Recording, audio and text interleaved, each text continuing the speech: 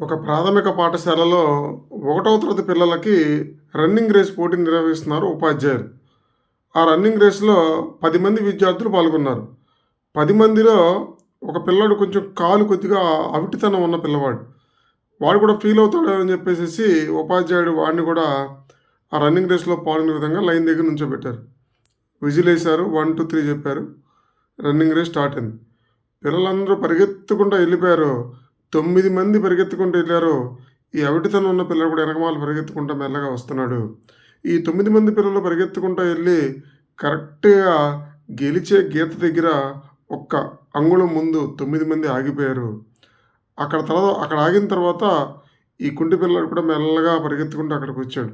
వచ్చిన తర్వాత 10 మంది ఒకళ్ళ చెయ్యి ఒకళ్ళు పట్టుకొని 10 మంది ఒకేసారి ఆ రోప్ మీద కాలు పెట్టారు. 10 మంది గెలిచారు. చూడండి, గెలవటంలో గొప్పతనం కాదు, గెలిపించడంలో గొప్పతనం ఉంది. 10 మందితో కలిసి గెలవడం ప్రపంచంలో దాన్ని మించిన ఆనందమే ఉండదు.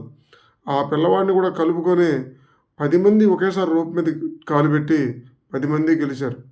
జీవితంలో అయినా, కుటుంబంలో అయినా, దేశంలోనైనా ఈ ఐకమత్యం ఉంటే అద్భుతమైన మానవ సంబంధాలు ఉంటాయి.